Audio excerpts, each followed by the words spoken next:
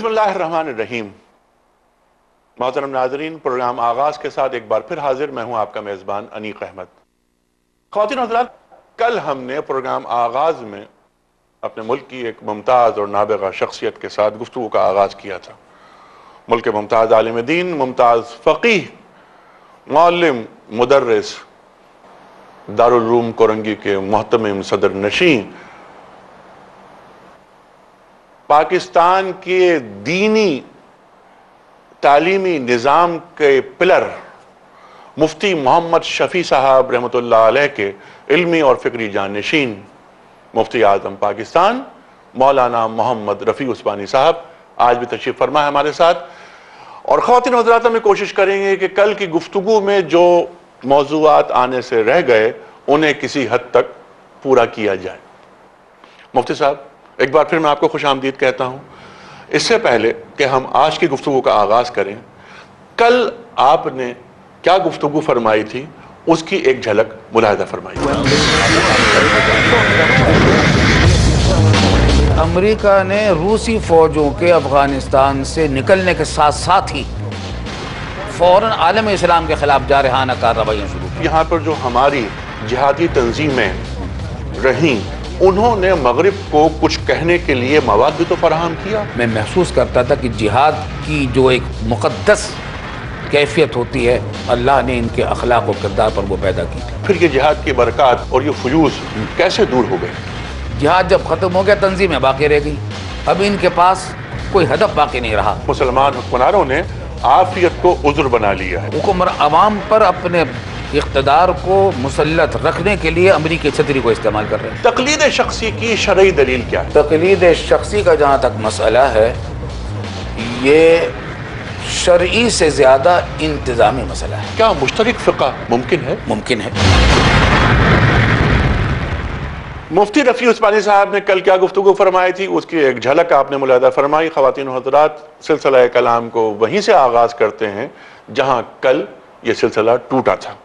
اچھا مفتی صاحب، پورا جو عالم اسلام ہے، کیا وہ وار اینڈ ٹیرر میں اور یا مغرب کے جو مذموم مقاصد ہیں ان کو پورا کرنے میں مکمل طور پر مغرب کا ساتھی نہیں بنا ہوا؟ مکمل طور پر تو خیر میں نہیں کہہ سکوں گا، اتنی بات ضرور ہے کہ عوام تو اس صورتحال پر خوش نہیں ہیں، البتہ حکمران اپنی ذاتی اور سیاسی مصلحتوں کی بنیاد پر، اپنی ذاتی اور سیاسی مفادات کی بنیاد پر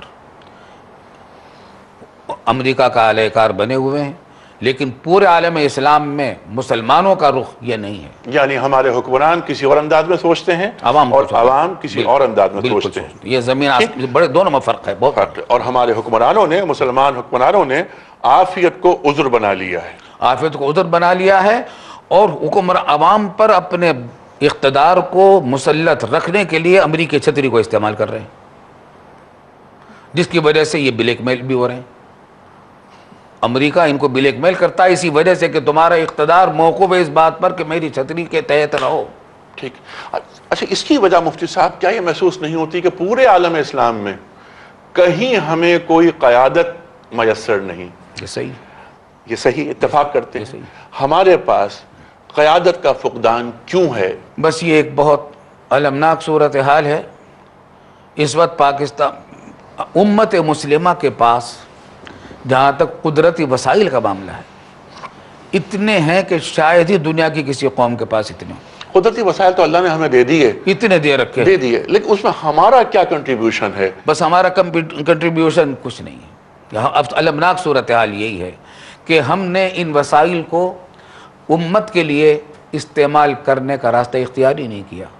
تعلیم میں، سائنس میں، ٹیکنالوجی میں دوسری قومیں بڑھ کر کہیں سے کہیں پہنچ گئیں اور ہم ہاتھوں میں ہاتھ رکھے بیٹھے رہے، اور ہم اپنی یونیورسٹیوں کے اندر کلک تیار کرتے رہے، سائنسدان تیار نہیں کیے ہم نے۔ اس وجہ سے عالم اسلام کو قیادت نصیب نہیں ہوئی؟ نہیں ہو سکی۔ یہ وجہ ہے؟ ایک وجہ یہ بھی ہے۔ اچھا، اور بات یہ کہ جب انحطاط آتا ہے، مسلمانوں کے اوپر 500 سال سے انحطاط اور زوال مسلط ہے۔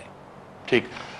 مولانا صاحب، لندن کے میئر یہ فرماتے ہیں کہ پچھلے 500 برس میں مسلمانوں نے دنیا کو کچھ نہیں دیا. مصر کے بہت بڑے عالم ڈاکٹر امین یہ فرماتے ہیں کہ پچھلے 500 برس کا علمی کام مسلمانوں کا اگر دریا برد کر دیا جائے تب بھی کوئی نقصان نہیں ہوگا عالمی سطح پر. تو قصور تو ہمارا ہے. صحیح. ہم علمی فکری طور پر تحقیقی طور پر ذہنی طور پر کیا بانچ نہیں ہو گئے؟ یہ ہے ذہانت ایمانی شرف ہے, ہم نے اسے کنارے کشی اختیار کر لی.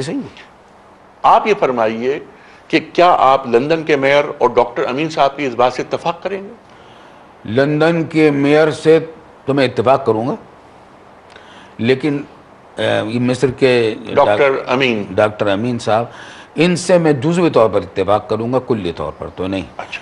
اس لیے کہ سائنس اور ٹیکنالوجی میں تو مسلمانوں نے کوئی ایسی چیز نہیں دی دنیا کو جو دنیا کے لیے نہیں ہوتی, لیکن اسلامی علوم میں تحقیق کا اور ریسرچ کا سلسلہ الحمدللہ ان زمانوں میں بھی جاری رہا ہے.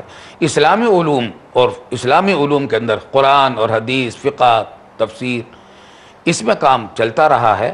اور بلا شبہ اتنی بات ہے کہ اگر اس پچھلے 500 سال کے اس کام کو نکال دیا جائے تو ہم ایک ایسے بڑے خلا کا شکار ہوں گے کہ موجودہ حالات کو پچھلے 500 سال پہلے کے حالات سے منطبق کرنے میں شرعی احکام کے اعتبار سے ہمیں سخت دشواریاں پیش آئیں. ٹھیک ہے, لیکن مفتی صاحب یہ تو ہمارے گھر کی بات ہے. ظاہر ہے ہم شاہ ولی اللہ صاحب کی علمی اور فکری خدمات کو کبھی فراموش نہیں کر سکتے, لیکن دنیا کو کنٹریبیوٹ کرنا, دنیا کے جس طرح مسلمانوں کا جو شیوا رہا ہے, جو ہمارا ماضی رہا ہے, اس میں ہم کیا دے سکے؟ ہمیں کچھ نہیں. ہم نے سائنس اور ٹیکنالوجی میں اور دنیا کی وسائل کی ترقی میں ہم نے کوئی حصہ نہیں لیا. دنیا کو ہم کچھ نہیں دے سکتے. اچھا, بلا شبہ. ٹھیک ہے. اب اس کو to cut it short, never too late, اب بھی وقت نہیں گزرا. یہ پہلا کام اگر امت مسلمہ کو کرنا پڑے اور وہ راضی ہو جائیں اور یہ طے کر لیں کہ ہاں جہاں بانی ہمارا شرف تھا, شرف ہے اور شرف رہے گا, مسلمان حاکم ہونے کے لیے آتا ہے, تو کیا کرے مسلمان؟ مسلمان کو امام مالک رحمۃ اللہ علیہ نے ایک بات کہی تھی, امام تھے وقت کے, لن یصلح آخر هذه الامہ الا بما صلح به اولها. اس امت کی اصلاح نہیں ہوگی سوائے اس راستے کے جس راستے سے اس امت کے پہلے دور کی اصلاح ہوئی تھی. مسلمانوں کو وہیں لوٹنا پڑے گا, رسول اللہ صلی اللہ علیہ وسلم کے دامن میں پناہ لینی پڑے گی. رسول اللہ صلی اللہ علیہ وسلم نے ایسے بنیادی گر اس امت کو دیے ہیں قیامت تک کے مسائل کو حل کرنے کے لیے.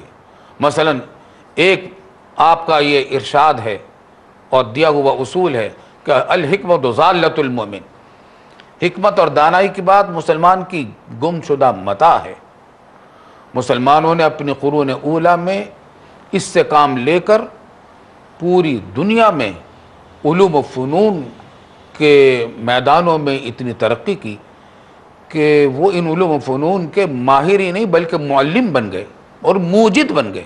کتنی ایجادات انہوں نے اسپین میں اور سینٹرل ایشیا کے علاقوں میں سمرقند و بخارا میں کی اور کرتے رہے. یہ ایک گر تھا کہ علم دین اور دنیا کی تفریق نہیں ہے.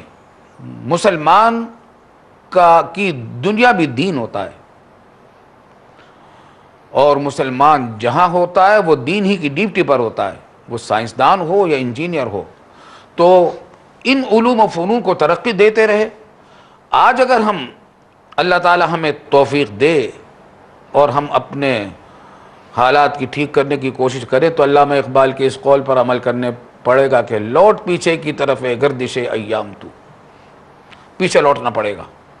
جہاں سے ہم نے 500 سال پہلے ترقی کا راستہ چھوڑ کر غلامی کا راستہ اختیار کیا تھا, محکومیت کا, مغلوبیت کا, مروبیت کا, اس کو چھوڑ کر آزادی کا اور ترقی کا راستہ اختیار کریں, اجتہاد کا. اچھا عجیب بات ہے, شریعت میں تو اجتہاد کے لیے کہتے ہیں کہ اجتہاد کرو, قرآن شریعت کے احکام میں اجتہاد کرو, ہم اس کا بھی انکار نہیں کرتے, آج اس کی بھی ضرورت ہے. لیکن جو علوم, اچھا شریعت میں تو بہت سارے معاملات